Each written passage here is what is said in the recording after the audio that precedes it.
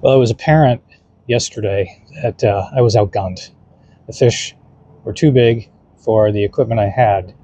So I returned what I had. They took it back, and she didn't believe me at the time that I was caught catching a fish. So I had to show her the picture, of course. She's like, oh my gosh. So I got a much bigger reel and rod. It's got a 7-year warranty.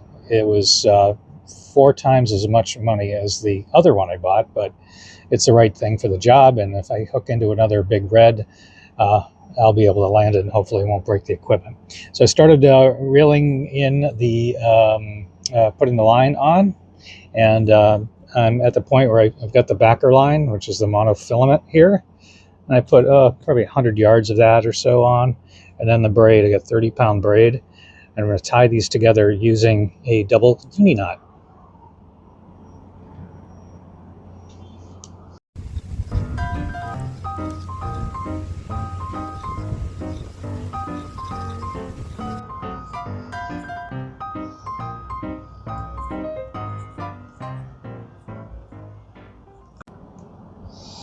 All right, and there. Pull the ends together. I'm not going to go through how to tie the knot. If you're interested, there are plenty of really good videos on YouTube on how to tie a double uni knot. Super strong. And the weak link was not the line or the knots yesterday. It was my gear, the reel, and obviously the hook. And you pull these together, and it's really, really strong, and it creates a nice compact knot so it doesn't interfere with anything. Can you see it? Can't get it to focus, but anyway, I have found that the most important piece of equipment while doing this type of tying of line, the old cheaters. Very important.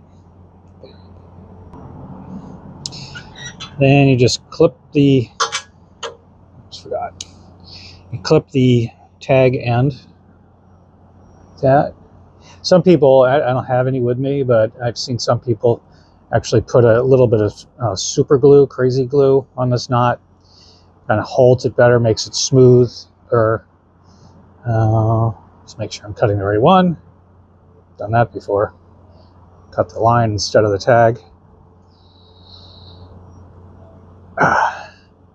So yeah, there's so many great knots and so many great videos.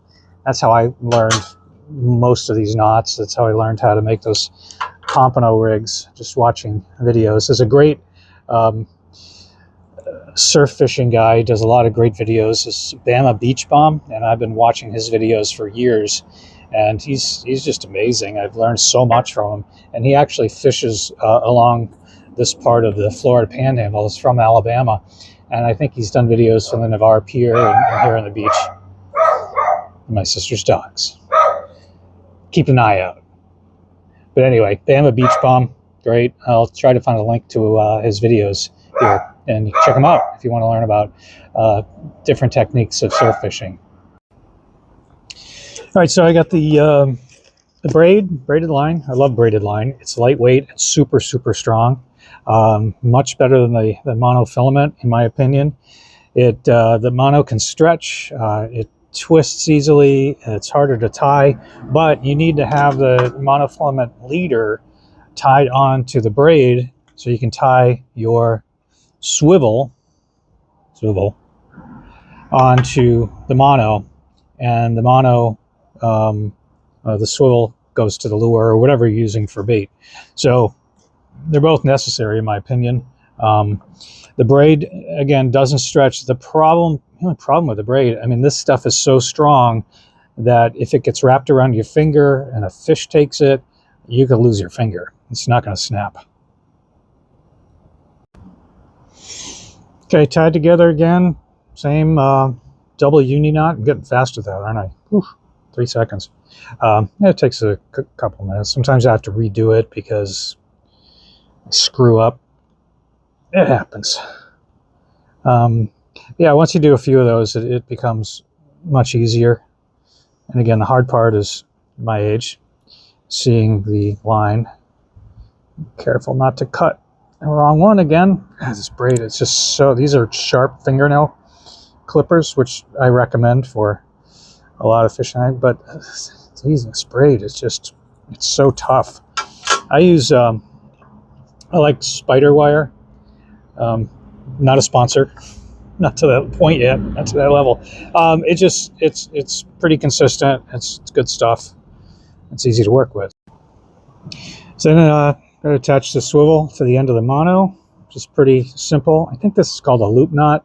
I'm not going to demonstrate it. Some great videos on YouTube that people have done. They take a lot of time explaining these knots. I am not going to do that because I just screwed this one up again. That's why. Okay, this is pretty funny. After all of that, I tied 2 really good knots to the spool of braid. Start over.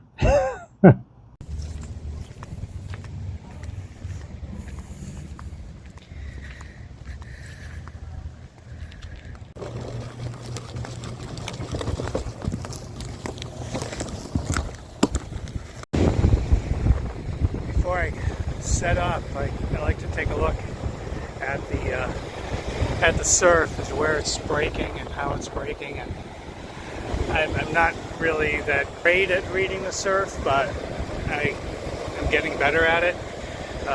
Looking for a spot where the waves aren't really breaking as much, and that's where there's a potential run out, and that's actually a good place to fish. It seems like right over here might be a good spot, and what's good about that is I don't have to go very far.